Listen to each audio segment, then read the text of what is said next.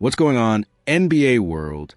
If you're a Los Angeles Lakers fan, you know the team is in full-blown win-now mode, and there's one glaring hole they're desperate to fill: the center position. We saw how that weakness was exploited, particularly by the Minnesota Timberwolves in the playoffs. So, it's no secret the Lakers are on the hunt for a big man this offseason, whether through a trade or free agency. Lakers eyeing Jazz bigs, but hit a snag. Naturally, this leads us to potential trade partners, and the Utah Jazz make a lot of sense. They have quality, playoff-caliber centers, and a couple of names have been consistently linked to the Lakers: John Collins and Walker Kessler. Now, let's break these two down. John Collins, he's more of a hybrid power forward / center. Offensively, he can stretch the floor and finish above the rim. Defensively, there are some question marks, but he'd arguably still be an upgrade over what the Lakers had in certain front court spots last season. Walker Kessler. This is a guy many Lakers fans are dreaming about. He's one of the best young rim protectors and offensive rebounders in the entire league, and he's only 3 years into his NBA career. He fits that traditional center mold the Lakers seem to crave. Just last week, Andy Larson of the Salt Lake Tribune mentioned on the Locked on Jazz podcast that Los Angeles has shown interest in Kessler. That got the rumor mill buzzing. The unfortunate news for Lakers fans: Collins, being older and on a different contract situation, is likely more available. But Kessler? That's a different story. And this is where the unfortunate news for the Lakers comes in.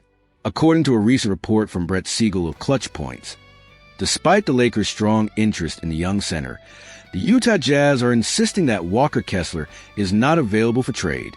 Siegel wrote, Walker Kessler also remains high on the Lakers' wish list, although league sources continue to downplay his actual availability in Utah. What does this mean for the Lakers? This development is a significant blow if Kessler was indeed a primary target. Kessler arguably provides more what the Lakers truly need: a dominant defensive presence and a rebounding force. Collins is a talented player and could certainly help, but Kessler fits that specific defensive anchor role better. So, if the Lakers are serious about making a trade with Utah and Kessler is off the table, John Collins might not be the preferred target, but he might be the best they can realistically hope to get from the Jazz. It looks like the Lakers front office will have to weigh their options carefully. Do they pivot to other center targets around the league? Or do they try to make a deal for Collins, understanding he brings a different skill set than Kessler? This is a tough spot for the Lakers. They need a center. The Jazz have good ones, but the one many believe is the ideal fit seems to be untouchable. What do you guys think? Should the Lakers still pursue a trade with the Jazz for John Collins if Kessler is truly unavailable? Or should they look elsewhere? Let me know your thoughts in the comments below. What's up, NBA fans, and especially Laker Nation? The NBA offseason is already delivering fireworks, and a recent blockbuster trade has just cranked up the heat on one general manager in particular: the Los Angeles Lakers' Rob Pelinka. Kevin Durant traded the Rockets, and the pressure mounts on Pelinka. On Sunday, the Phoenix Suns officially moved on from a Kevin Durant era after 2.5 seasons. In a massive deal, the 36-year-old two-time NBA champion was traded to Houston Rockets. In return, the Suns received Jalen Green, Dillon Brooks, the 10th overall pick in the 2025 NBA draft, and 5 future second-round picks. Now, you might be wondering, what does a Suns-Rockets trade have to do with the Lakers? Well, according to Sviatoslav Rovinchuk of Lake Show Life, this move by the Rockets, a team that also lost in the first round of the playoffs but managed to swing a deal for a superstar, puts immense pressure on Rob Pelinka to deliver significant results for the Lakers this summer. Rovinchuk wrote on Sunday, the Lakers already had plenty of reasons why this offseason would be crucial for the franchise.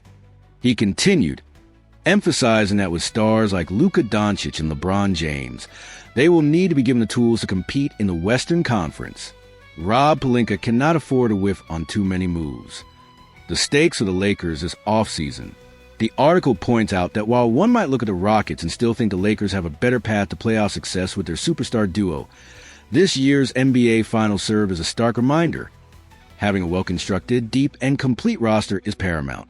It's not just about having two great players. It's about the entire team.